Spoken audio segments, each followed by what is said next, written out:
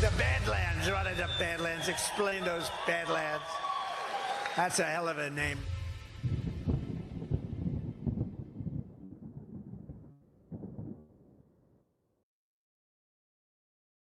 The following stream has been approved for truth seekers by the DEFCON Truth Alliance.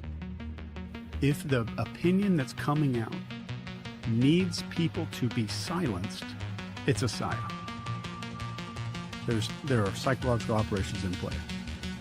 So if you can't question it, if you're supposed to just go along, it's a psyop.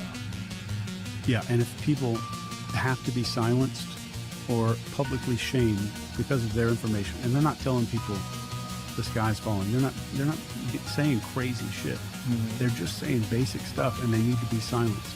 That is a psyop. There's a war out there, old friend. A world war. And it's not about who's got the most bullets. It's about who controls the information.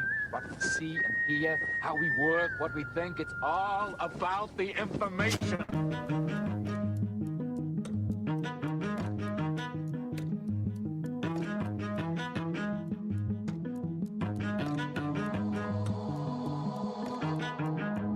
Running through the dark, nowhere left to hide.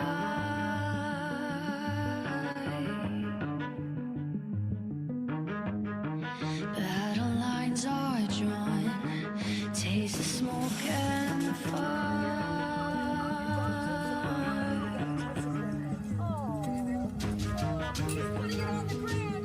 We're the ones that were on the ground. We're the ones that are actually reporting what's going on. Patrol said all units clear out from there. We're not sending anybody over to that location.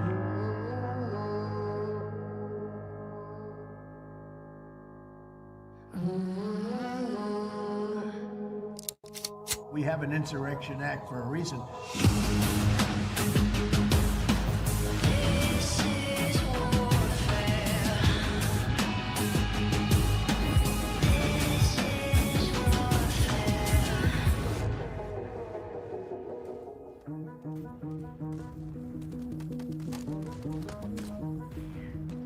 is warfare.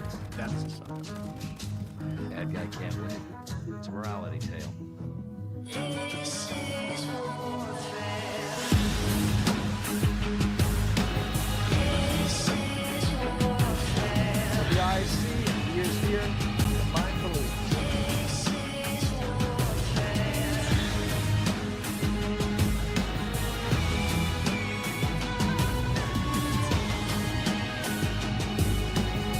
This is warfare. Goodbye. You can run, but you can't hide. It's got to be biblical. One by one, one by one, say goodbye.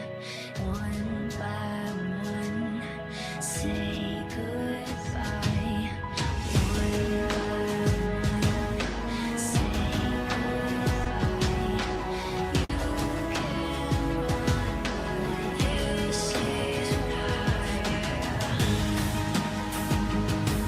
this is warfare. This is warfare. This is warfare.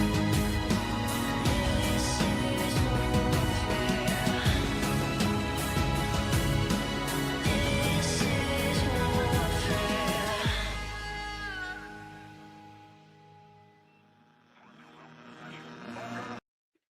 All right. What is up, Badlands? Welcome to DEFCON ZERQ. I hope everybody out there is doing well and having a fantastic evening.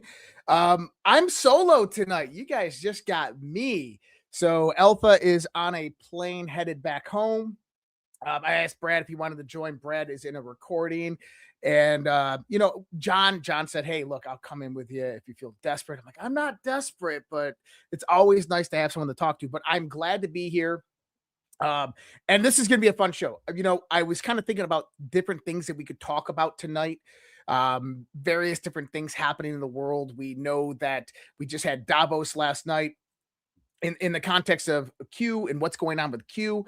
I thought about doing a little bit of a historical reassessment of things. How did we get here? What is this all about? Why are we witnessing right now social and cultural destabilization? We've had institutional and political infiltration. Why are we watching a fight over the supply chain and trade routes? Why are we watching the global economy skyrocket in one side and then debasement of the dollar in the other? Why is gold going to all-time record highs and silver going to all-time record highs? Why is cryptocurrency the news buzzword? What's happening right now? That's what we're going to talk about tonight. And I hope you guys are ready for it. So welcome to Badlands Media, guys. What I recommend you doing, if this is your first time watching this show, first time ever seeing this show, hit that like button, hit that thumbs up. I think we're at about 595. Let's get that over 1,000 within the first minute and a half. We can do that, please. That helps. And if you're first time here in Badlands, subscribe. Also, just to keep it open and out there to help support all of the Badlands community. If you are in the cryptocurrency, if you do have the Rumble wallet, go out there and hit that little tip icon right next to Badlands Media on Rumble, and that's going to pop up a QR code and a link. You can go to that and you go donate and help support Badlands Media. And with that, before we get started, we do have to help support Badlands Media. And there's a lot of different ways to do that. But the first thing we're going to talk about is we're going to bring up some of our sponsors, our beloved sponsors here at Badlands Media. And I got to figure out this configuration that Alpha has. But first one here is Rattlesnake Meats, guys. What's really on your plate? Grocery store beef could have dozens of DNA profiles. Chickens labeled organic or natural, often just processed and shipped in bulk from the same two companies, no matter the store or the label. At Rattlesnake, they control every step. Raising, aging, packing, no subsidies, no big ag middlemen, just real honest meat that tastes like it should. Order straight from the farmer. Order from Rattlesnake Meats Company today. Head to rattlesnakemeats.com/Badlands. Promo code Badlands to get started. Again, that's rattlesnakemeats.com/Badlands. Promo code Badlands to get started. Next up, Happy New Year, Badlands family. Let's kick off the golden age with unstoppable action. As your favorite Badlands show wraps up, dive right into the Badlands shop where we've curated top-notch sponsors and exclusive deals just for you. For premium USA-made health supplements and grass-fed meats to bold patriotic apparel, secure tech gear, and veteran-owned coffee, we've got everything to power your America First lifestyle and crush those New Year's resolutions. Whether it's on-air spotlights or daily essentials, shopping here is easy, smart, and impactful. Every dollar you spend fuels freedom, backing patriot entrepreneurs, family businesses, and creators who share our values. You're not getting great gear. You're strengthening the movement that keeps Badlands Media thriving. Thank you for supporting businesses that support Badlands. Head over now to badlandsmedia.tv/shop and click shop on the main menu at Badlands Media TV. And lastly, but not least, I'll be right back. I don't say this lightly. This lotion changes people. My knuckles would actually start to crack. Started using the soft disclosure lotion, and I am very impressed. Even within just a few days, I've noticed a tremendous difference. That's not a script. That's what happens when something actually works. It puts the lotion on its skin or else it gets the hose again. Yeah, that line keeps coming up. Because when you don't use it, your skin starts acting up. Every single ingredient in soft disclosure is intentionally chosen. There's no filler ingredients. It is not like this BS product where they have a bunch of ingredients. Every ingredient listed is for a purpose. Over 65-star reviews for the lotion alone. Not influencers, not actors, just people whose skin finally shut up. Soft disclosure lotion. Once you try it, you'll understand why people won't stop talking about it. Visit softdisclosure.com and use code Badlands and get 10% off. All right. Soft disclosure. And by the way, I do use that soft disclosure in my beard, and I absolutely love it. I use that tallow stick. Oh my God. The deodorant is actually phenomenal. So I did get my soft disclosure, and it's definitely everything it's cracked up to be. So guys, head on over there, help support the businesses that support Badlands here. Now, little thing is different. Usually Alpha and I go over Rumble rants at the end of the show. I don't have the cool mechanism that kind of like groups them all together after the fact, and they do disappear. So I'm going to try to catch all of them that I can as they flow in and try to read them out live, just because I want to give everybody the recognition. So Atomic Blonde, our good friend, she just came over from the Daily Dose. I love listening to you. Very knowledgeable. Thank you for all that you do. $20 Rumble rant. Thank you so much, Atomic Blonde. And then a Blonde. And then Jack of Spades 23. Dude, awesome. Tipped via Rumble Wallet. 0.000953 XAUT. That is Tether Gold, redeemable in real gold. Appreciate that, brother. Thank you so much. And I'm going to keep on watching over here. I might miss a few guys. Please don't hold it against me. But let's get rocking and rolling here.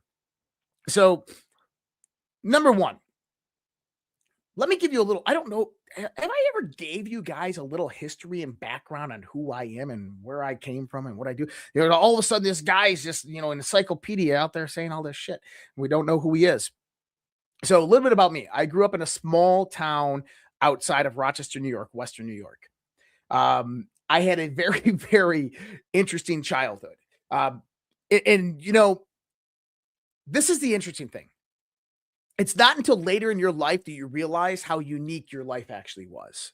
Does anybody understand that? Like, you think that the things you're going through is actually very, very normal, when in actuality, they're not. And it gets paranormal. It gets fringy. And that's why I have a show called Conversations on the Fringe, where I talk about a lot of these things. But I was a thinker. I was someone who was always inside my head and looking at the world from a different perspective. That might have been the 150 plus LSD trips I did before the age of 18. I don't know. Very possibly. But around 18 years of age, I was in biotech school. I wanted to become a biologist, and someone in biotech and understanding DNA. I was just fascinated with it. I won the American Chemical Society Student of the Year my senior year in AP Chem, and then my first year in college. And then just something changed in me. I just said, I don't want to do this anymore. I joined the military, and I did 10 years in the United States Navy. And I worked on advanced weapon, missile, gunfire control systems. And I was actually originally going nuke. And in the aspect of going nuke, you had to go take a test. It was the NFQT. And I scored amazingly on it. I got selected into the nuke program, and they put me on delayed entry. And I didn't want to go on the delayed entry. I kind of wanted to leave now. It was right after September 11th. And so I ended up choosing gun, missile, weapon, fire control systems, the advanced electronic computer field in the Navy. And I am so glad I did. It was an amazing experience, amazing education that the Navy gave me. And I did just under 10 years in the United States Navy. My last duty station, Washington, D.C., 2009, 2010, 2011.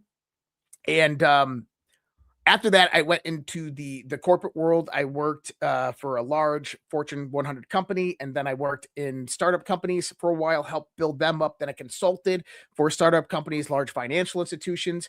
And one thing that I didn't realize that I kind of realize now is I was getting this education. I was getting this education in the understanding of how the world works.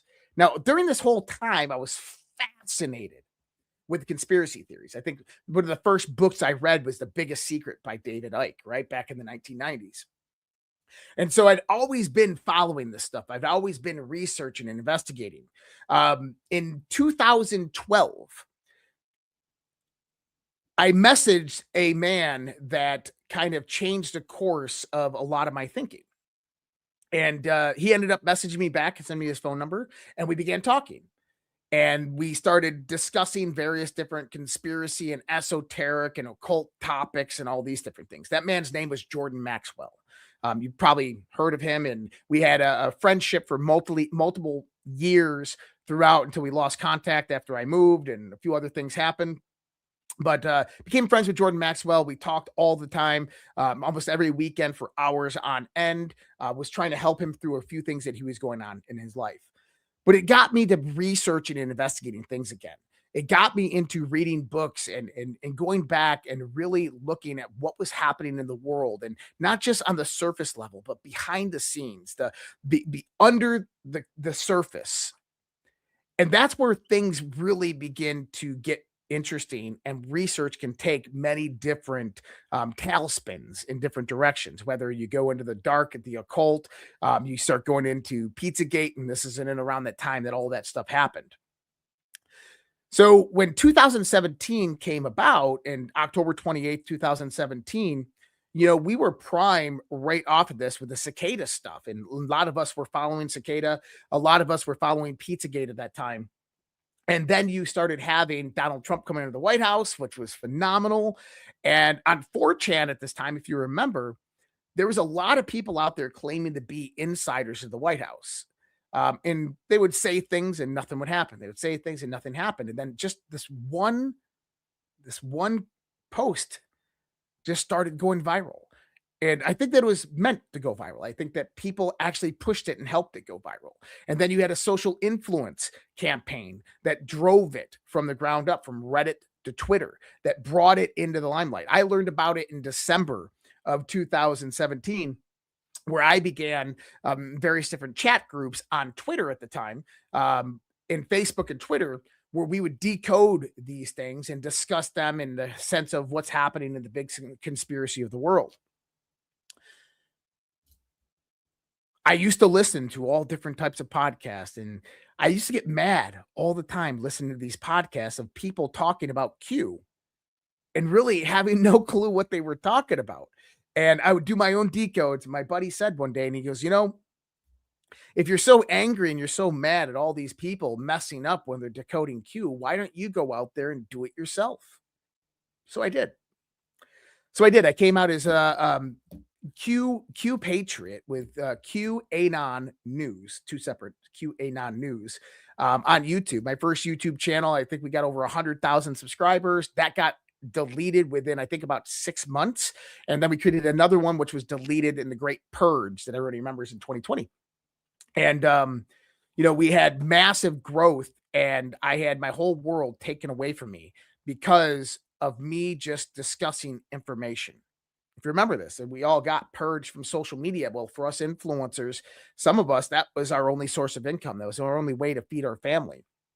So at that point in time, it became very, very personal. And I doubled down on the research, and I started coming up with ideas on how I could bring more value to an audience. And one of those ideas was a motto that I follow today. And that motto is very, very simple. Never believe anything anybody tells you, no matter who they are or what authority they possess or profess, unless you can prove it through your own research, through your own investigation, through your own inquiry, with your own discernment, and through your own volition. I hold true to that today. So when I start talking about topics, these are topics that I've deep dove into. And I don't like to debate people. I like to discuss. I like to have conversations on things. So when we start to talk about Q and what Q was, it was interesting. There's cross correlations between what I was seeing in the Q movement and what things that I had learned when I was still in the military. In Washington, D.C. in 2008, I joined the Oath Keepers, I think the first month after, in 2007, when they first formed. It was when Stuart Rhodes' first appearance on Alex Jones. Is the immediate moment that I joined. I think it was $35. I still got my original shirt. And when I got to Washington, D.C. in 2008, I was one of the regional kind of organizers over there in the Oath Keepers, as well as other libertarian and Ron Paul communities, because obviously Ron Paul during that time. And we did a lot of different events. We had mock congresses, we had various different meetings and meetup groups with different people coming in and out. And I met a lot of people, active congressmen and senators. I met retired colonels, retired generals, and I befriended some of them. And one of the generals that I befriended, well, one of the 4 stars that I befriended in some of these meetings, was a very interesting man who later on became very, very relevant. I didn't even know who he was at the point in time. And he told me, we talked about conspiracies. We talked about the JFK assassination. We talked about September 11th. And he told me that there's a time coming when all of this will come out. And he told me to start looking at the military, start looking at various different types of military incidences and question what's actually happening. And that got me into the idea and the understanding that there was something far greater going on in our country other than a radical Marxist in the presidency just doing his 8-year term. Well, as we unravel all of this, we begin to see that 2012, 2013, 2014, 2016, certain things happen sequentially. You have various different hacks that occur between 2010 and 2012. Then you have Edward Snowden that comes about. You have 198 generals and admirals that are fired by the Barack Obama administration after they, quote unquote, win re-election. You have 2 journalists die. You have Michael Hastings, who dies in a fiery car crash after investigating John Brennan as the CIA director and various different secret projects that he was working on how to control autonomously new vehicles and make an assassination look like a car accident. Then you have Andrew Breitbart that happened before this, who helped break Pizzagate. And you start to question what's really happening in the world. And I was really ingrained in all of that during that time, but I wasn't in the social circuits. It was a very private. I had little children, didn't want to, but I read about it. I consumed every bit of information I could about these topics, not knowing it would bring me here today, which is pretty cool. So that's a little background on me and kind of how I think and where my mind and mentality are. But now going into this, what was Q? I think that that's a good question to answer because whatever platform you go to and you watch, you're going to have different answers. Oh, it's the greatest military operation of all time, right? Yeah, I would say that it's the greatest military influence operation of all time. Oh, was that not the answer you're expected to hear? The Q movement from 2017 into 2022 was a psychological warfare operation targeted at you, at veterans, at patriots, at people who love the Constitution, at conspiracy theorists. Just because it was a psychological warfare operation doesn't mean that it was negative, doesn't mean that the end result was meant to be manipulation or coercion or any of those things. Instead, it was meant to wake you up. Instead, it was developed and executed just like a psychological warfare operation, except with the Socratic method, asking certain questions, with tidbits of truth, breadcrumbs for you to follow the research. Why? Well, it goes back to General Flynn's famous speech at the Young Republicans Conference, where he says, we have an army of digital soldiers. This was an insurgency, folks. Asymmetrical warfare at its finest. And then he says, we have to take back the idea of information. And see, people like General Flynn and other people in that circle at that time, they understood the transitioning world. They understood that the rules-based international order that formulated after World War II was coming to an end. That clown show could only operate for so long, and that opportunities were going to present themselves to where you could fracture the foundation of that system. You could begin to dismantle the infrastructure they had in place for when that system collapses and a new one arises that they had already set in control. This is the globalists. This is the transnationalists. That you could undermine that whole thing, but what you needed was the people. The reason you needed the people and why the people are so important, because no matter what domain of warfare you're operating in, and right now we are in what I call unrestricted warfare domain. Anything and everything goes, no holds barred. But no matter what domain of warfare you're in, whether it's land, air, sea, cyber, space, psychological, it doesn't matter. There's one thing that holds true, is that all of those domains are subdomains of one primary domain. That one primary domain is integratory of all of those warfare domains. And it's called the information domain. Information is the lifeblood of civilization and society. And those who brought about that Q movement understood that. Now, I've always said this, and I'll say it to you all right here, because I also think that this is very, very important. I know some people are probably watching this for the first time. They're like, is he talking about that QAnon stuff? Yeah, I am. But like, wasn't that like Israel or the CIA or whatever? Well, let me put it out this way. If the Q movement from 2017 in the present day was the Mossad or was the CIA, or for hell, if it was some snot-nosed 40-year-old man living in his grandma's basement, it doesn't matter. If it was an intelligence operation, whether foreign or domestic, they failed miserably. It was the worst damn operated intelligence operation in the history of humanity, because they failed because we're awake. They failed because we're still here.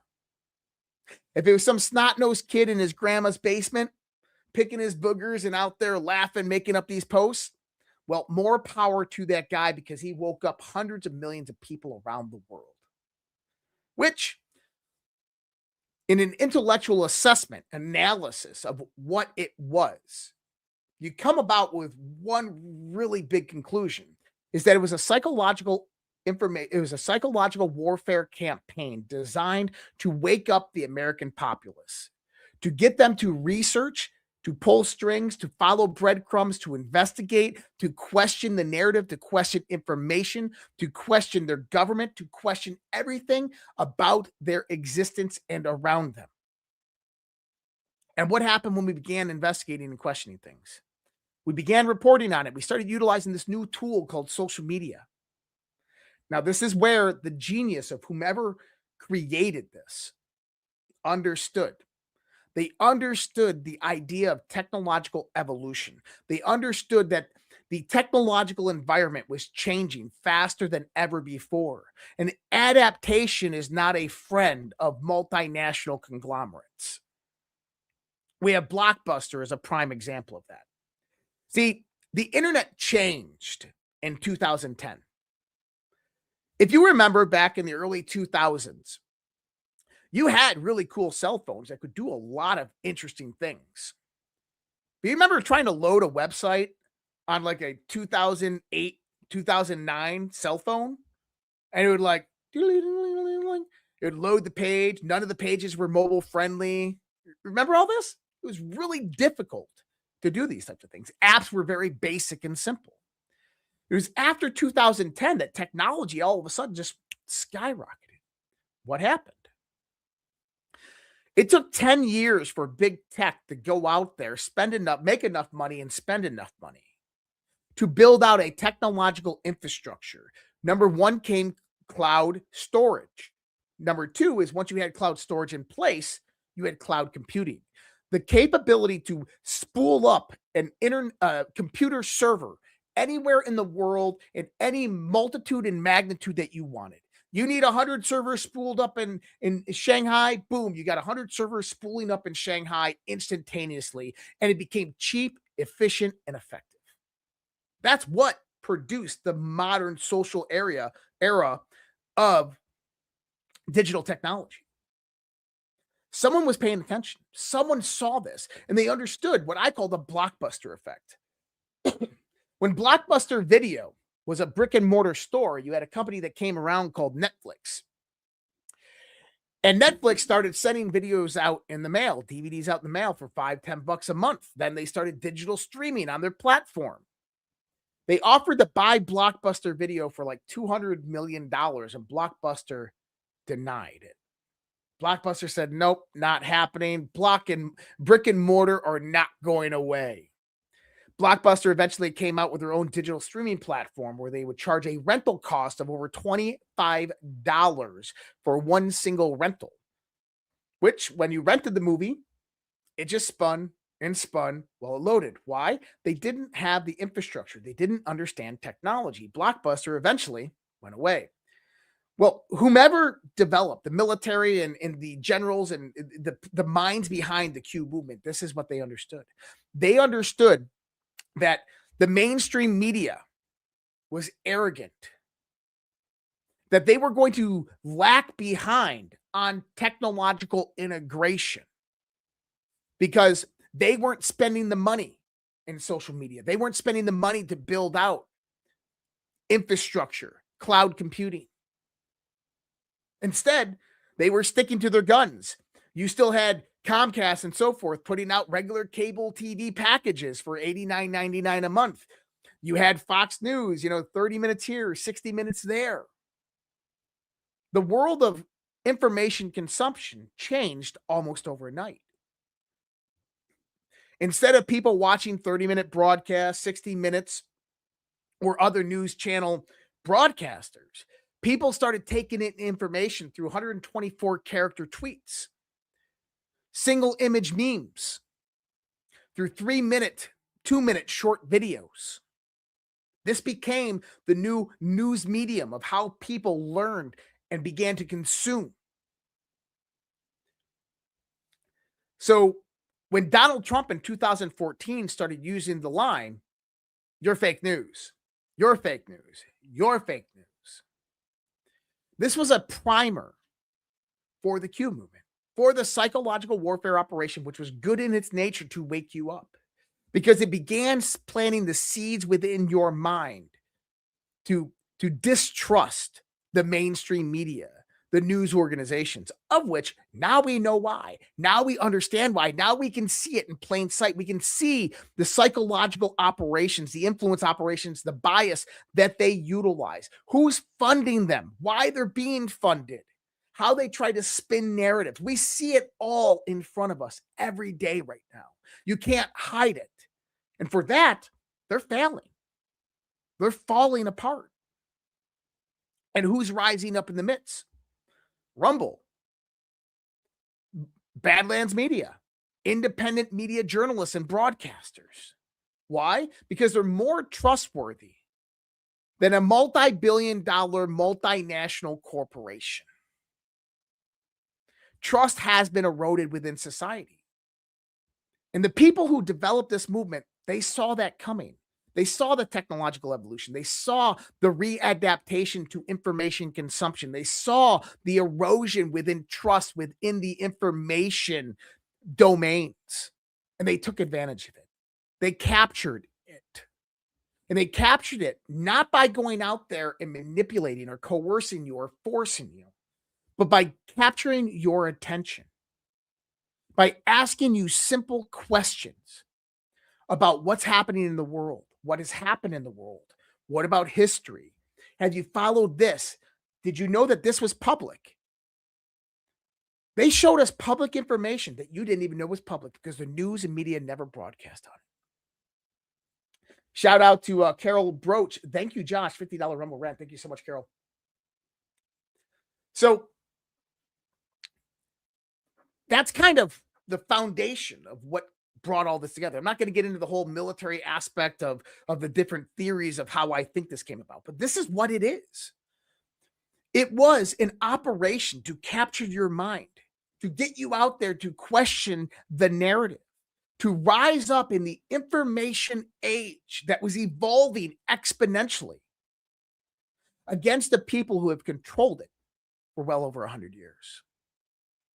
And I'm proud to say, I'm happy to say, we're kicking ass in that war.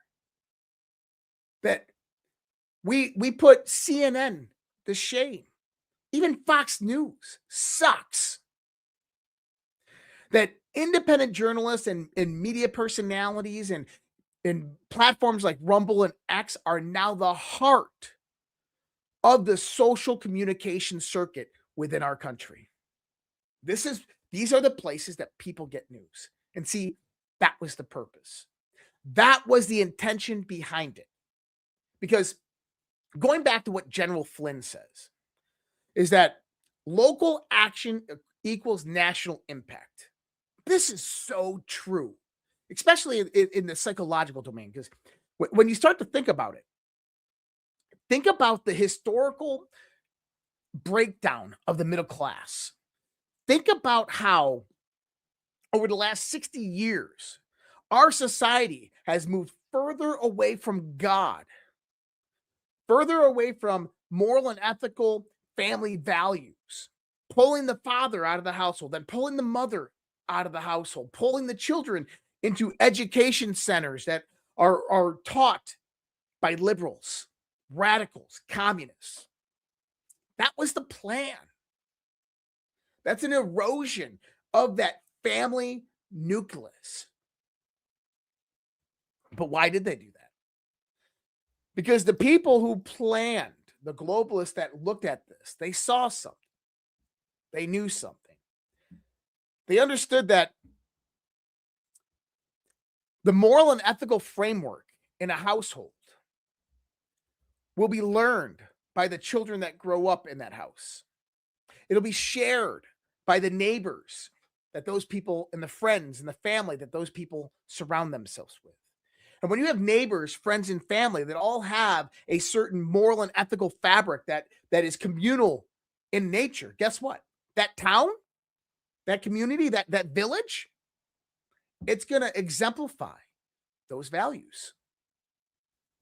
But now when you have town after town that start organizing in that same fashion, now you have a county that has that same moral and ethical fabric. When you have counties that now replicate this, now you have a state that amplifies it. But here's the key. The mayors of those small towns now behold those values. They carry them. The county commissioner, the sheriff, they're voted in by the same people that have that moral and ethical framework, which means that they're going to vote in the people who are like-minded. State politicians. Now the state politicians hold and entrain that same value base of that small community. Local action is national impact. Because now expand that out statewide. And now you go to Washington, D.C., which is nothing more than a representation of each state. So when we look at Washington, D.C., and we look at the corruption and the erosion of our Constitution and of our rights and our freedoms and our sovereignty, that's a symptom.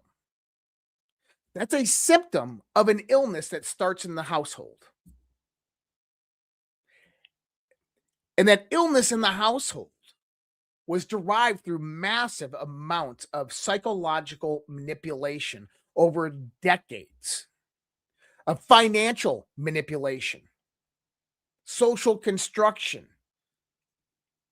What they did is they put the strain on society. They debased our currency slowly over time, like a frog in a boiling pot. They made it harder and harder to live a normal, average life, to where the point where the mother would now have to go out and get a job. The women's rights movements that brought all of that about. And then once your children got into the education centers, the institutions, they began teaching the new generation a whole different idea of what society should be like and it should be organized like. Yuri Bezmenov talked about this in 1992 when he defected from Russia and came over to the United States. He said the Soviets, the Bolsheviks, the communists, he says their war will never end. It's not the Soviets. They're everywhere. They're in your country already. And here's the thing. Is their war? You will probably not see the results of their war because it's decades in the future, the results of it. That they've already infiltrated your education centers and they're already teaching your young the ideas of communism, of Marxism, of radicalism. And boy, he was spot on right with that, wasn't he? Just go look at the streets of Minneapolis today. So, when I start to look at Q and people are like, oh, Q's fake, I just look at people who are absolutely clueless to how the world operates. There's a lot of things that Alpha and I talk about on this show and other shows that are coming into fruition, things that are actually happening. Now, with that being said, does that make us psychic or anything? No, we just understand how all of this unfolds. We're watching the playbook unfold, and we know the next moves in the playbook. And it's very easy to spot when you can spot the operations that are playing out. $20 Rumble rant right there. Barber's Lines Matters. Josh, I may be biased, but you are by far the best in the business, and I'm happy to call you a friend. God bless you, my man. Thanks, Nate. Appreciate you, brother. So where do we go with this? Well, let's go into the understanding of what's happening right now. So the whole Q movement, whether you agree with me or not, was to wake you up, was to bring you into the domain of information, to take over the idea of information. But now that we have the domain information, why is it so important that we continue to do what we're doing? Well, because of what's happening in the world. Imagine 5 or 6 years ago. You remember when the Bilderberg group was in Chantilly, Virginia, just about probably a little more than less than a decade ago. Do you remember how they had that whole place locked down? You couldn't get anywhere near it. We were waiting for people to come out and discuss what they were talking about in the Bilderberg meeting. Do you think that could happen today? Do you think that there wouldn't be a line of patriots outside there trying to infiltrate, hacking into their Signal group chats? We just had independent journalists in Davos at the World Economic Forum annual meeting, setting people up, trying to get as much information as possible. See, the world's changed. The globalists, the transnationalists, the self-proclaimed elitist in the world, they were only safe when we were silent. I'll say that again. They were only safe to continue doing what they were doing while we were silent. But now, there's not one damn thing they can do that we don't see, that we don't call out, that we don't criticize, that we don't make go viral on social media. When Donald Trump in 2016 said, "I'm returning the power back to the people," you have to wonder, is this what he meant? I'm returning the power back to the people. What is the power of the people? I look at the people as the fourth branch of government. And I know people will say, well, that's NGOs in the lobby. No. It's the people.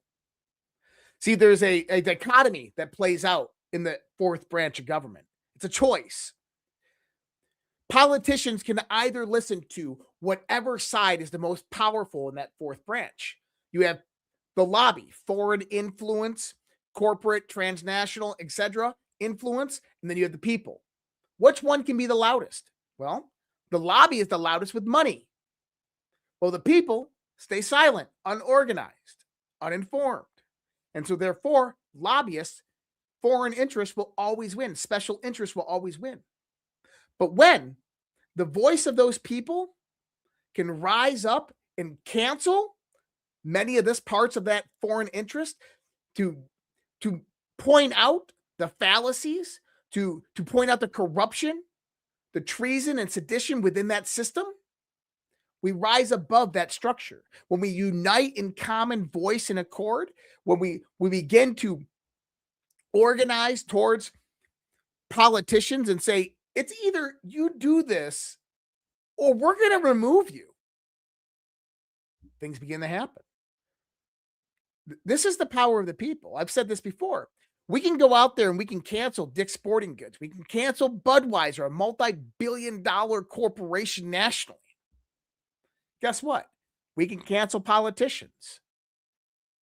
We can cancel bills and legislation, because that's the power of the people, the fourth branch of government. And so in this world, the globalist who had well implemented the foundation of their new world order that they were formulating based upon the destruction of the old world order. They started to get scrutinized, criticized, called out. Trump and people like Trump became emboldened and began to dismantle parts of their system in his first administration. More so in this next administration. Not only that, is people like you and me called out their bullshit. We held them accountable for their bullshit. Soon, they will not be able to walk down the street. And ask yourself, if some of these people are walking down the street, what's happening? You have independent journalists and media figures out there asking them questions that they don't want to answer. That's taking back the idea of information. That's controlling the information domain, the most powerful domain of warfare known to man. So where are we at today and what's happening right now? We're moving into a part of the world that's going to become incredibly chaotic and destabilized. Now, maybe you thought I was going to go over news articles and talk about certain things. Nope, this is going to be like a 2-hour monologue. Shout out to the new crew on Rumble. Jesse Smollett Omar, $5. Yes. You didn't see Ilham Omar was sprayed by some liquid and she's like, oh my God. Yeah, Jesse Smollett, that shit. Spot on. Oh yeah, I forgot. I got the other chat right here. I'm sorry, guys. I'm new here. I got the other chat right here. Yeah, this is gonna be a 2-hour monologue, guys. Buckle up. I can see John right now watching this going, what did I do letting him go live on this channel?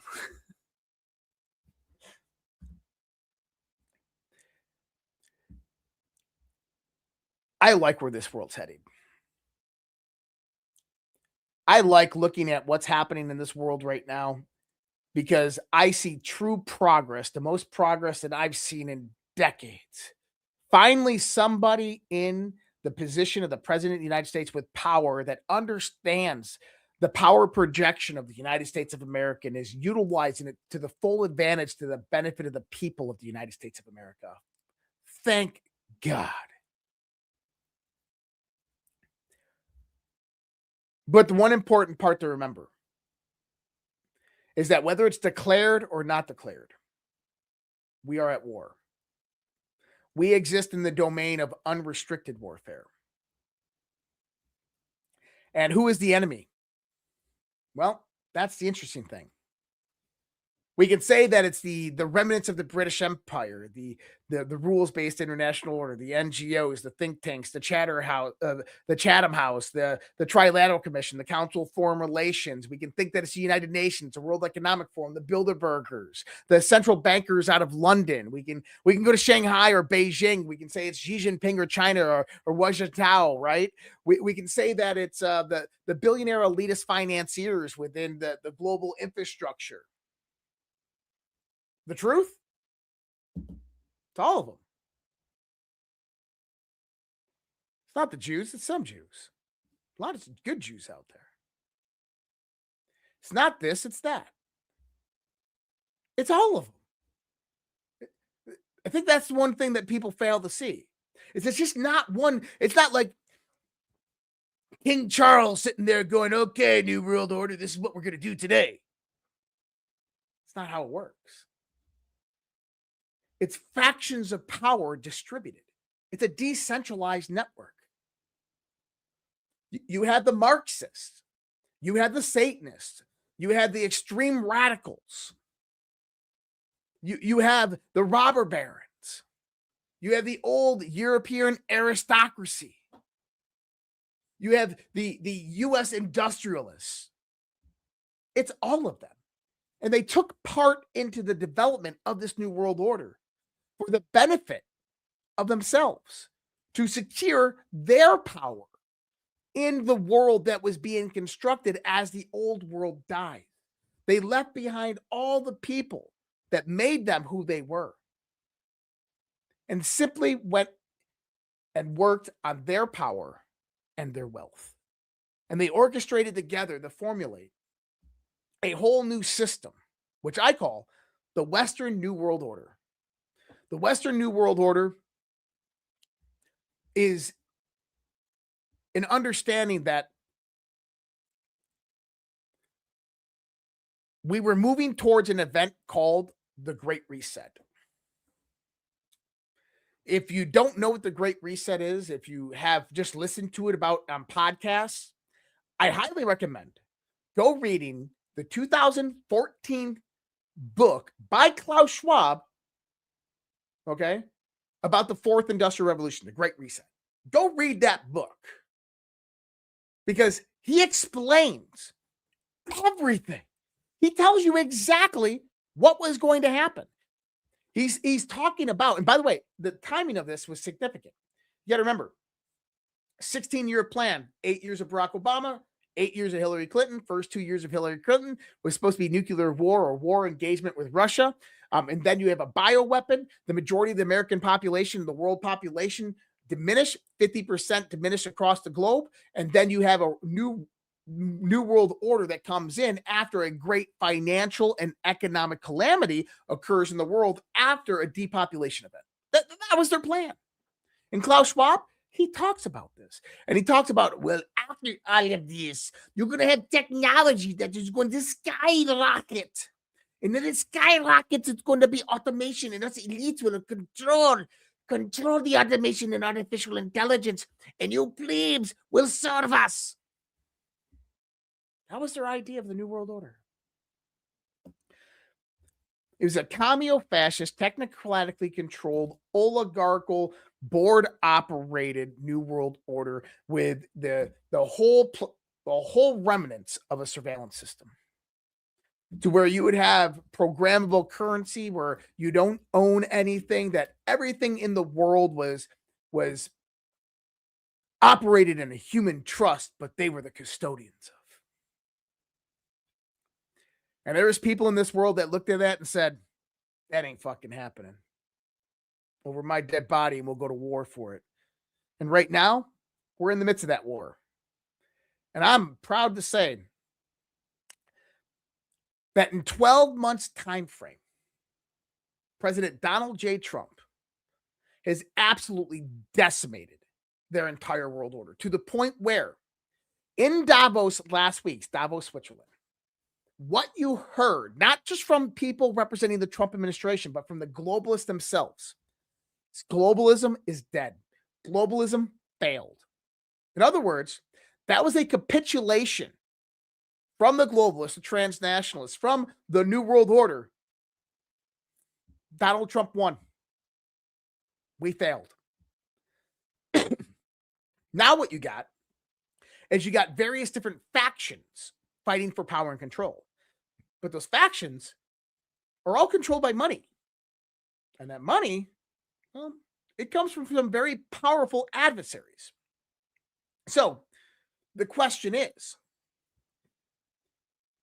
if the New World Order that was being constructed by the global elites coming into this fourth turning event, we had 100 years since the last collapse, and now we're moving into another point.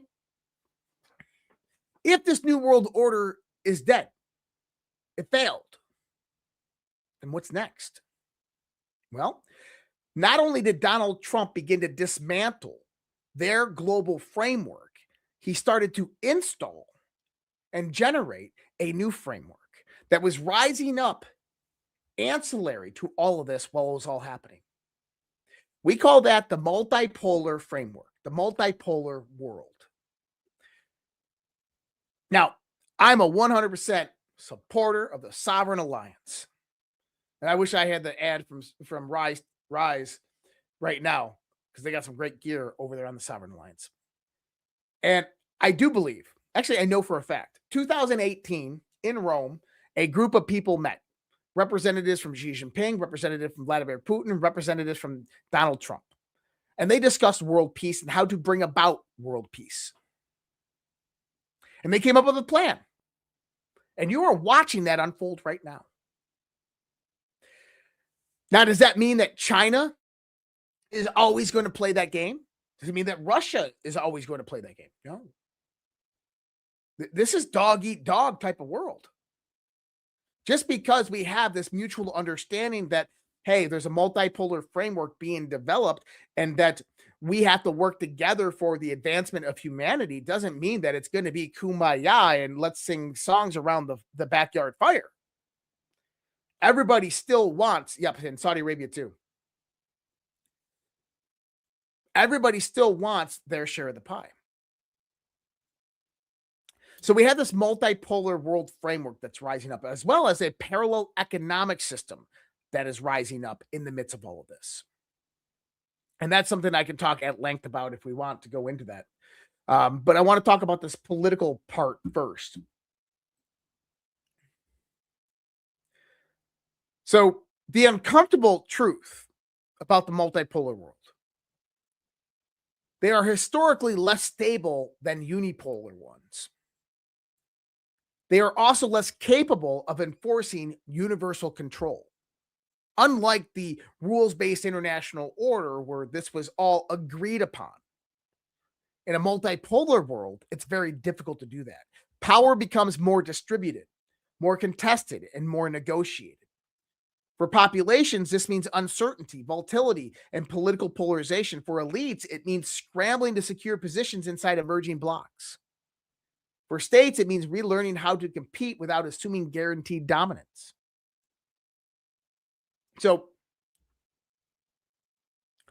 whether this transition leads to managed competition or open confrontation will depend less on military posturing and more on whether societies can maintain internal cohesion while navigating external pressure.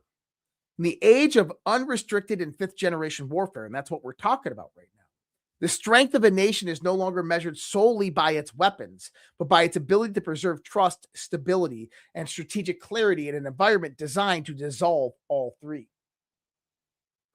In the old world order, it was built upon centralized enforcement. The new multipolar world will be built on contested networks. Influence will shift not just between nations, but between corporations, financial systems, digital systems, and ideological movements that transcend borders. Understanding this reality is not optional anymore. It is the baseline requirement for making sense of why everything feels unstable, why institutions seem to hollow out, and why global politics now looks less like diplomacy and more like continuous low-grade conflict. But see, when a system, and I studied systems theory in college, when a system is moving to a new state of optimization, that system has to dismantle. It has to reorganize. And that reorganization, that dismantling, is chaotic or appears to be completely random. But then its reconstruction formulates into something highly more efficient, more beneficial. We're in that chaotic part right now in the formation of what's coming. So let's talk about what Donald Trump's doing. Whether you agree with what Donald Trump did in Venezuela or you agree with what Donald Trump is doing in Iran, you have to understand, at the end of the day, there is a reason behind everything. Now, China will probably become one of our greatest allies. And the new national defense strategy that was put out by Pete Hegseth and the Trump administration this last week, it comes out and says that China is not really a threat to us. We'd like to work with them economically. Great, amazing. And the reason they're saying that is because Donald Trump, in 12 months' time, has put China in check, has absolutely decimated and dismantled the Belt and Roads Initiative, the new Silk Road that was being developed throughout the global community. He has shut down the two main points of where China was getting the majority of their cheap energy.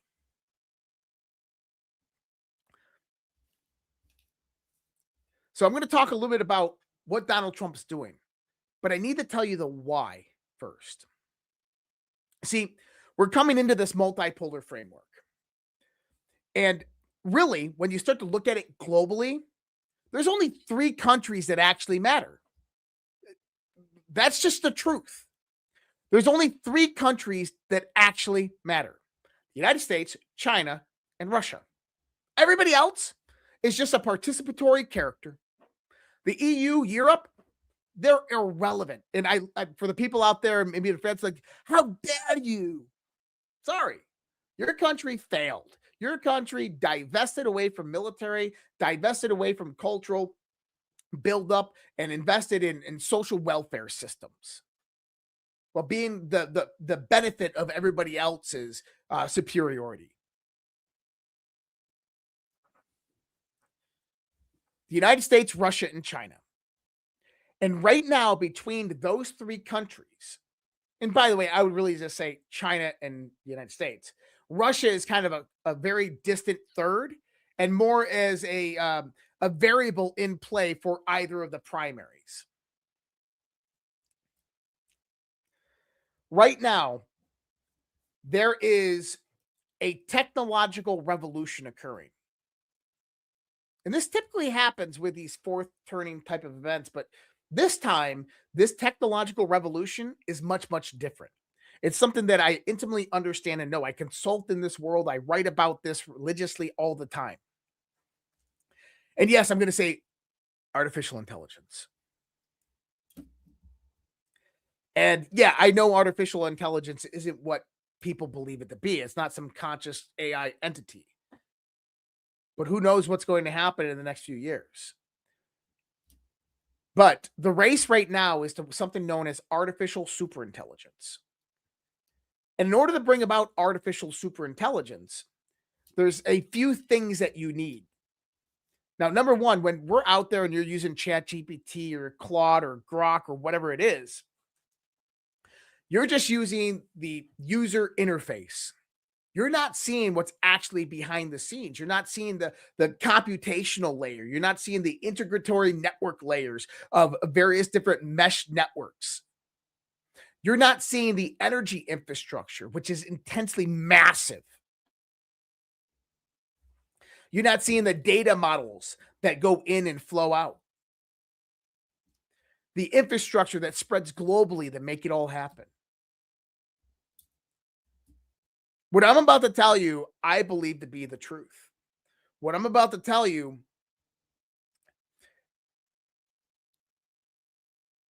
I think you will begin to realize that I'm highly accurate on this assessment.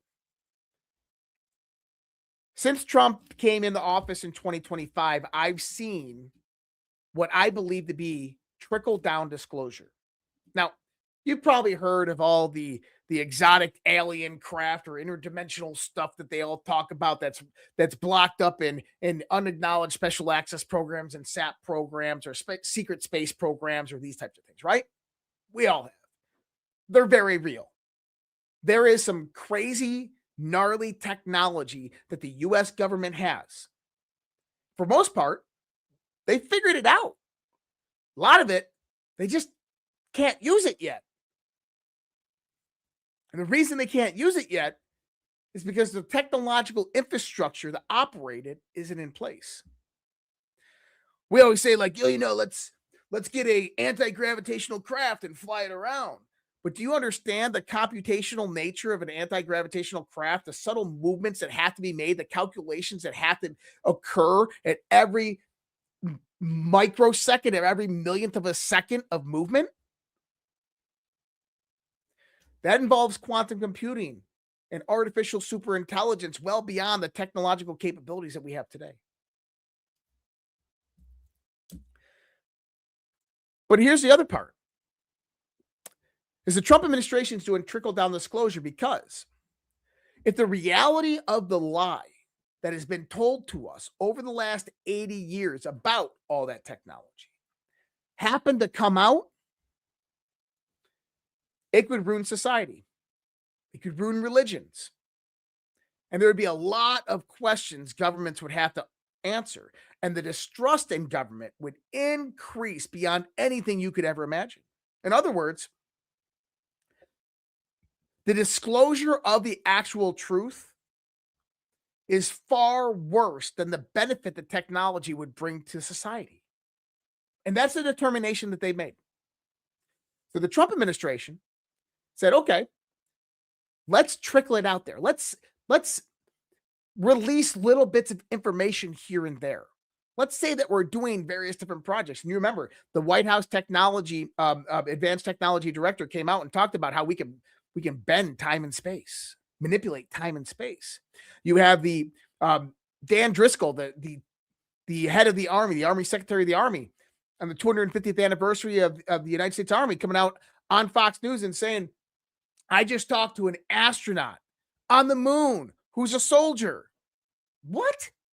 And he was dead serious, and he did not misspeak. You have Badlands' own General Steve Quast. Listen to the things that he's saying. Let's trickle down disclosure, people. And what does that trickle down disclosure actually mean? It means that it's the seeds that are being planted in your mind to prep you for the technology that's about to come. And I truly believe that we're about to make what I call a 500-year leap in less than 20 years. I know it's bold, but if you understand the capabilities that are being developed today, if you understand the power of artificial superintelligence, and you will understand that once that infrastructure is in place with ASI, the sky's the limit. Like, quite literally, any problem that we've had within mathematics and physics becomes resolved almost instantaneously. Converge this with quantum computing, of which it'll help to develop. And we become a exponentially growth society, advancing 500 years in less than 2 decades. So, with that being said, there's a few variables at play when we start talking about this. And hopefully when I get on General Quast's show, I'm going to talk about this, because this is actually an article that I wrote about this exact topic. I'm a big Star Trek, Star Wars, Battlestar Galactica fan. Now in Star Wars, Gene Roddenberry talked about 2 very simple ideas and principles that most likely will be adopted when we have a extraplanetary civilization, or we're going interstellar civilization, right? And that is the prime directive and first contact. Now, if we just assume, outside of the dark forest theory, that there are civilizations out there that organize together and that they collaborate, like a galactic federation or something like that nature, they have to have some type of moral and ethical framework. Maybe they don't, maybe I don't know, but I'm assuming, just as a human, that they do. And maybe that is the prime directive in first contact. That the prime directive is that you do not interfere with civilizations that are still developing, that have not obtained the level of technology you've obtained. And then the other one is that first contact is once they've obtained faster than light technology, the ability to travel between star systems, that's when you go and introduce yourself. Now, Gene Roddenberry never really explained this too much, but you can get, by understanding the various different Star Trek episodes on this idea and this concept, that the first contact isn't, welcome to the neighborhood, neighbor. Glad you're here. First contact is about, are you a threat to me? Are you going to go invade those planets over there that have advancing civilizations that aren't as technologically advanced as you? That's what it's about. It's about going out there and getting them to align with your moral and ethical values so they don't go out there and start wars. And that comes about with a level of technology that gives you the capability to make those travels happen. Now, here's the key. In Star Trek, that technology was faster than light travel. But is that the only technology that would prompt a first contact type of scenario? No. Artificial superintelligence becomes that same technology. Reason being, we develop artificial superintelligence. We don't put the safeguards in place upon that artificial superintelligence. It becomes so smart we can no longer understand or comprehend anything that it's pointing out. we become absolutely dumb in comparison to it. It takes over society. It turns us all into batteries. It leaves the planet with its technology that it developed, and it begins to conquer the solar system, conquer the galaxy, taking out highly advanced civilizations because its evolution is now on a logarithmic scale. That's a direct threat to every single civilization, if you believe in that, in this galaxy. And we are probably less than 2 years away from artificial superintelligence. That's crazy. So, if artificial superintelligence becomes the most powerful resource and weapon known to humanity, self-replicating, self-learning, expansive in its growth, exponential in its intelligence, that he who controls it controls the future. Many years ago, Donald Trump was anti-Bitcoin. I'd much rather have paper dollar bills and real estate. Then all of a sudden, he did a complete 180-degree turn. Trump coin, meme coins, all this stuff, Trump cards. And from what I gather, it was a conversation with a military general. And from what that military general told him was that, sir, China is pulling ahead of us in the advancement of artificial technology, of artificial intelligence and artificial robotics, drone technology, and all these things. And if we fall behind, it will be the end of the United States of America as we know it. If they develop artificial superintelligence before the United States of America, we will cease to exist within 5 years. Go to the China's 100-year plan. Go to their doctrine of unrestricted warfare. And Donald Trump most likely said during this time, what do we have to do? He said, well, sir, we have to build out an infrastructure to substantiate exponential AI growth. Okay. What about redundancy? Well, sir, there is Q out there. You can call bullshit all you want, dude. I don't care. That's your opinion. Opinions are like assholes. Everybody has one. Some of them smell like roses. Some of them smell like shit. But at the end of the day, the only thing that comes out of them is shit. I got my opinions. A lot of it's shit. It's okay. You can disagree. Tam J1116. $20 Rumble rant. I'm glad you are here, Josh. I am over an hour late because I didn't know you were on. Thank you so much. Thanks, Tam J. And Funky Jome Medina. Thank you for coming on. Nothing wrong with solo. We love you, Josh. Thank you so much for that. I appreciate the Rumble rants, guys. Thank you so much. And Truth, I'm just messing with you, bro. Just having fun. Just messing with you. But going back into it. When you start to look at how do we ensure AI for national security, you have to have a redundancy in the network. Now, AI has three primary, very surface level components. Computational power, the how fast it can compute things, transactions per second, these types of things. Data, how much data you can fit into it and can be computed. And then energy. And energy was basically the biggest part of it all. Well, that's interesting. See, Donald Trump in the beginning of 2025 came out and said that the United States of America is going to be the crypto mining capital of the world. It's also going to be the AI capital of the world. Why did he want it to be the crypto mining capital of the world? Reason being is because cryptocurrency has three primary components. You ready? Computational power, data, and energy. It shares it exactly with AI. So now imagine. Donald Trump allows heavy investment in venture capital to go out there and invest in crypto infrastructure that's developed all throughout the United States of America.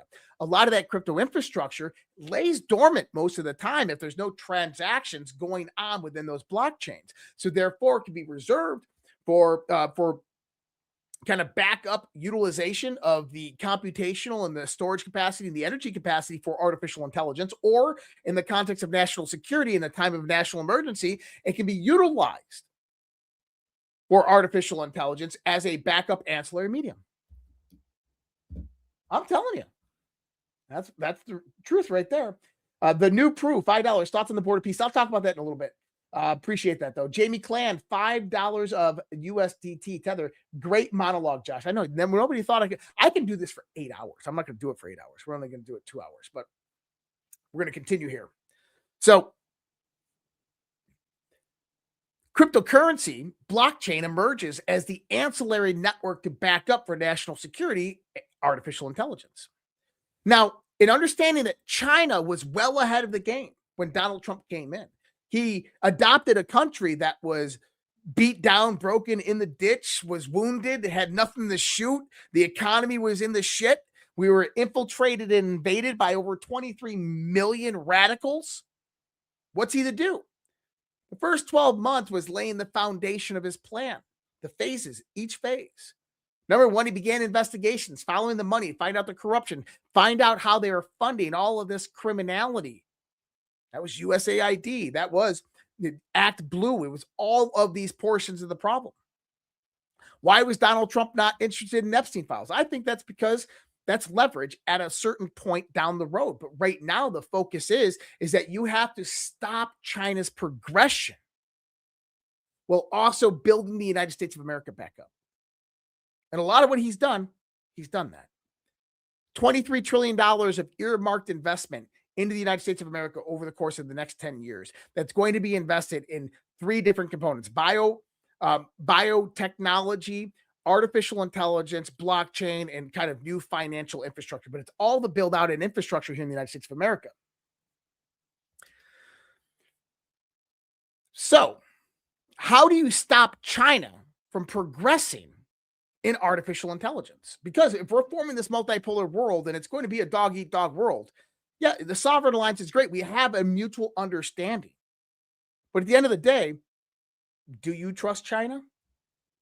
I don't trust China. Do you even know what's going on in China right now?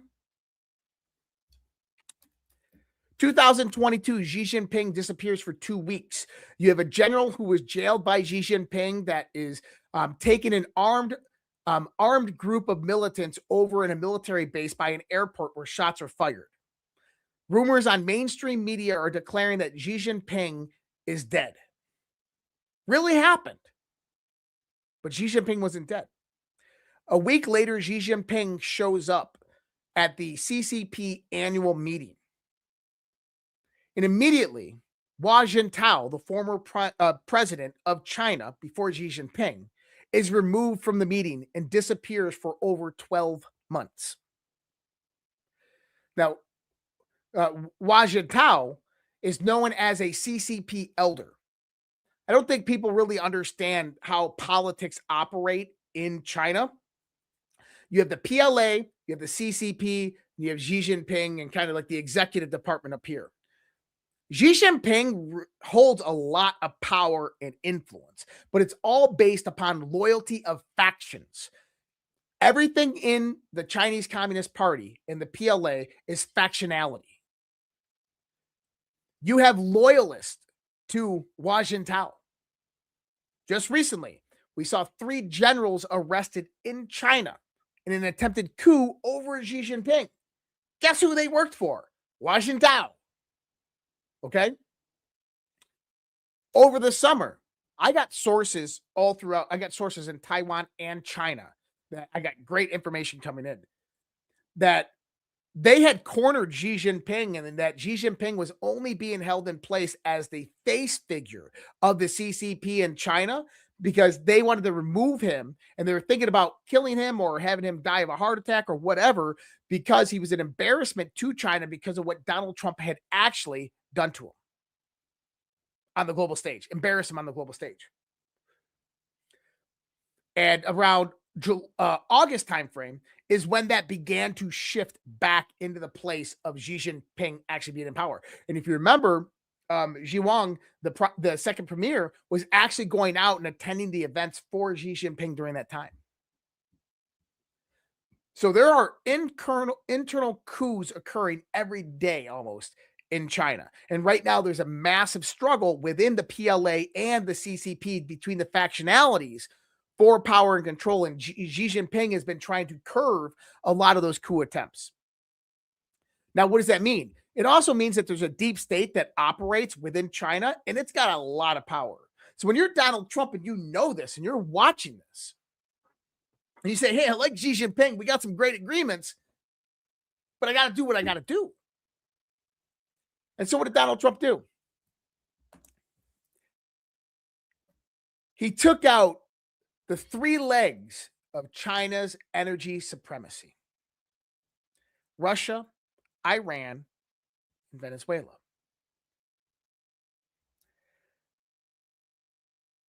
See, the United States is one of the largest energy producers in the world with LNG and oil. And when first world nations like China won't buy from us, you got to ask yourself why. Well, the reason why is because market level price of gas and LNG is just too high when you can get it at 50% or 70% discount price. But you can only get it at 50 to 70% discount price when there's Western sanctions in place on certain countries like Russia, Iran, and Venezuela. Now, here's the other part. Is it wasn't just China consuming that energy. It was Europe too.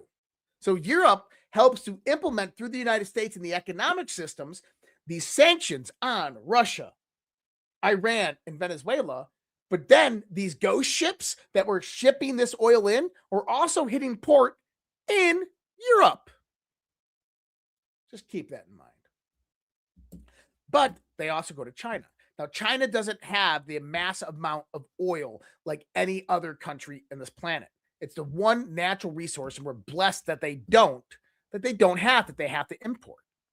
So China has been importing the majority of their oil from Iran, Venezuela, and Russia. This is why Donald Trump, D. Martin, far-fetched narrative. If this is I don't know what world you're living on, man. Maybe you think that everybody was taking the Gitmo and already hung, and we're just watching a movie. You can go watch that movie somewhere else. This is reality, bro. But when you start to understand that we have an energy control system that is being implemented by Donald Trump. Donald Trump 6 months ago said that if China wanted the Ukraine-Russia war to be ended, China could end it tomorrow. He never elaborated on that, but the reason is because the Ukraine-Russia war is being funded on the Russian side by China. It is the oil sales to China that are funding the Russian conflict. So if China just stopped buying Russian oil, the war would be over tomorrow. But why does China keep funding the Russian-Ukraine war? Because they want destabilization in that region. They want Russia and NATO conflict to occur, because if NATO gets into conflict with Russia, a superpower, NATO has Article 5, which would draw in the United States of America. The United States of America and NATO into Russia conflict takes two superpowers and diminishes them in resources, energy, and capacity to fight a war, while China exponentiates above them as a hyperpower. That's why. Trump knows this. So he takes out Venezuela. And now, Iran.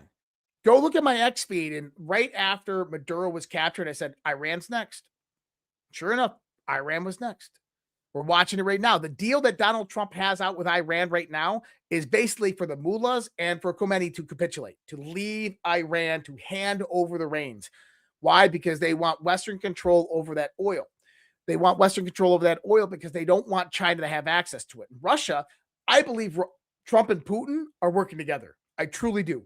I believe that Russia is playing China, but they have to be very, very careful in that game. But Trump and Putin are absolutely working together, and that after you get this next leg of Iran knocked off, this is when you'll see that transition. Russia will go take Odessa, which is a warm water port onto the Black Sea, the only one left in Ukraine. The other one was Crimea that Russia took in 2014. And it is basically the main waterway into the Black Sea for all of Europe. And if Russia controls it, Russia basically controls all trade throughout Eastern Europe, including all energy infrastructure. And that basically decimates the economy of Ukraine, which Ukraine will cease to exist. And that's what Putin ultimately wants. And so he's most likely going to get that. I think that that's the deal that he actually made with Trump. And then they swoop in the Eastern Ukraine and they share the minerals and the gas. But once that war is over, then Russia is no longer burdened to China, and China has two of its major legs cut off. And the two major legs are energy contributors to China.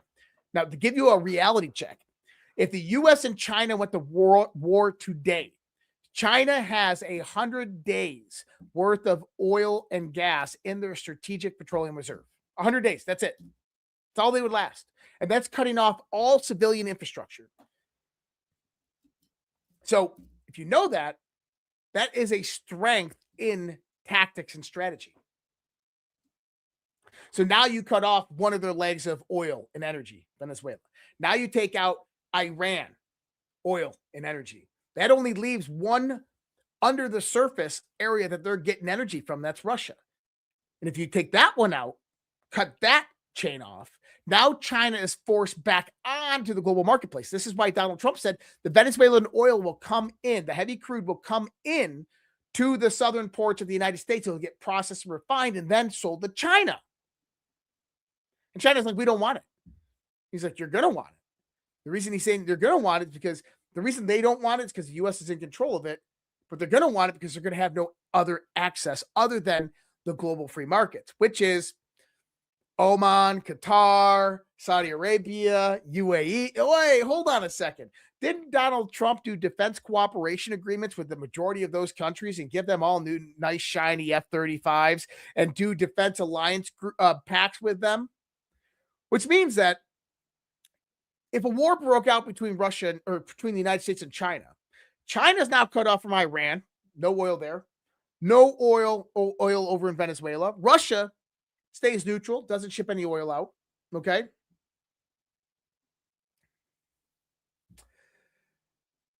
And then the only place that they can get it is out on the open market. And then since we're at war, the United States presses Saudi Arabia, UAE, Qatar, all those to stop selling oil to China. The war is over within a matter of weeks.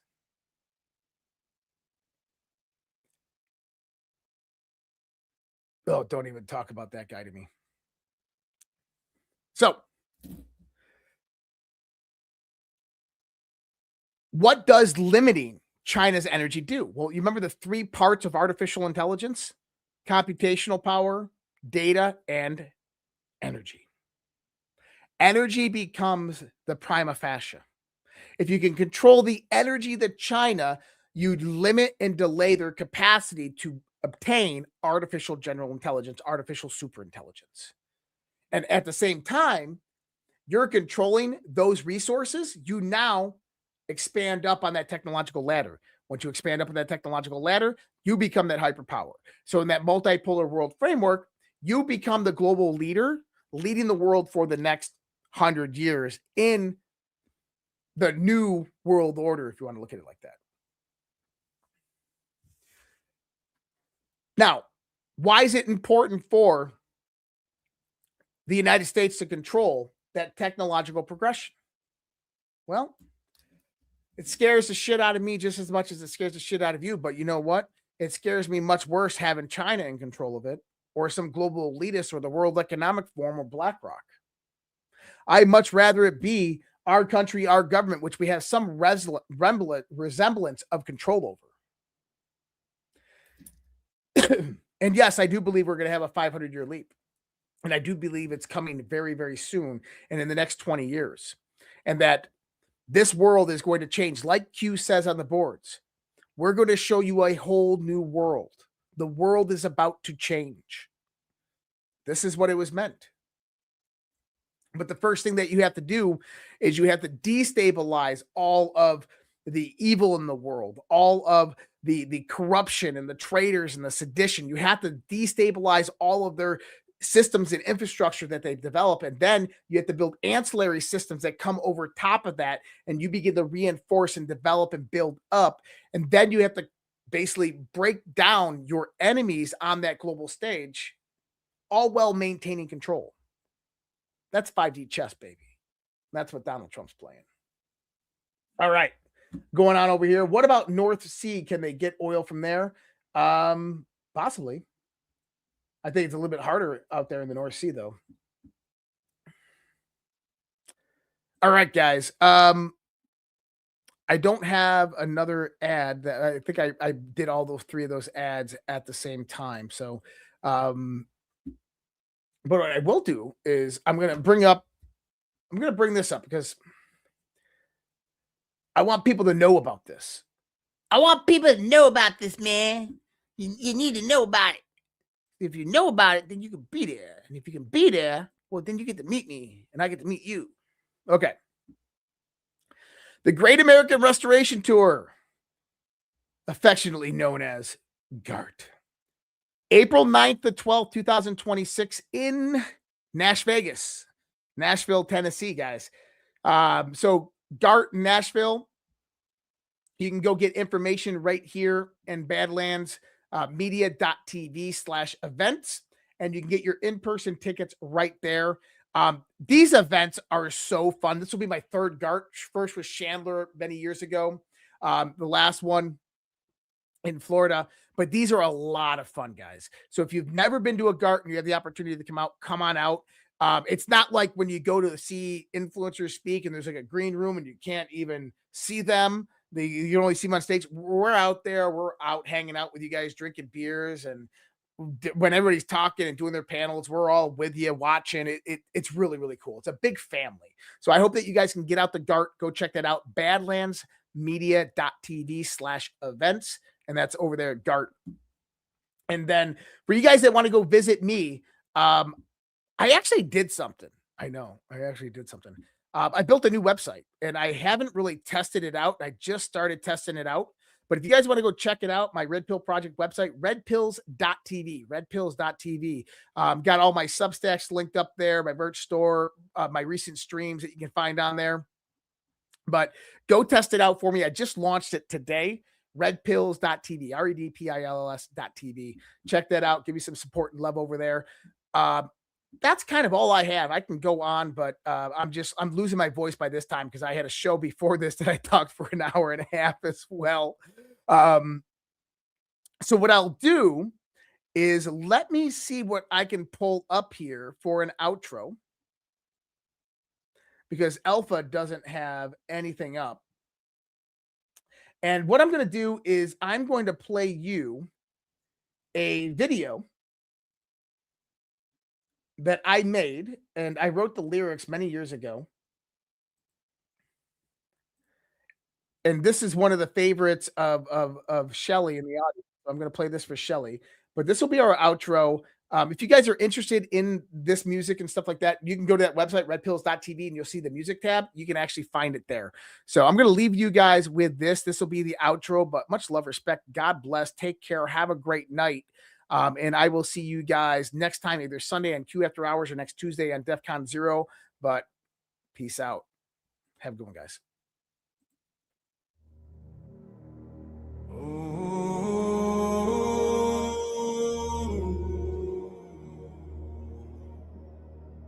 Stand strong. The day is here. The battle's near.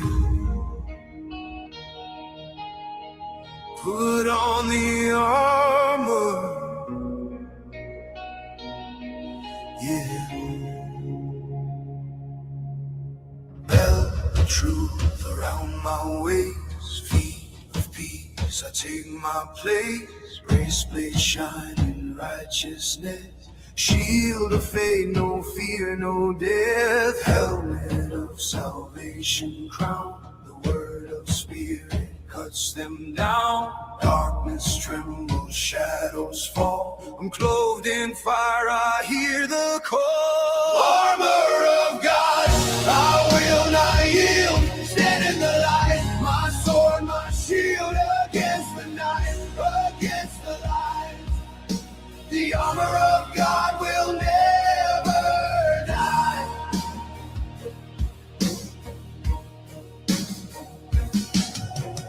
Every scheme and every snare broken by the power of prayer. Though the rulers plot in chains, the Lord of hosts still reigns, still reigns. In the silence, in the flame, I march in strength, I call his name. Principalities bow low, the battle ends, the truth will show.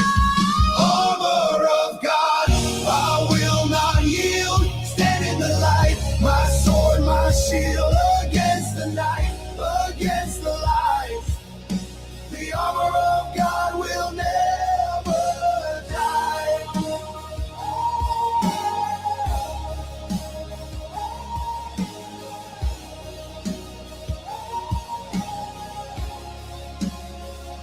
I stand against the powers, against the rulers of this age. I stand against the darkness and every spirit in its cage. I will not fear, I will not fall. The armor of God surrounds it all. Armor of God, I will not yield. Stand in the light, my sword, my shield, against the night, against the light. The armor of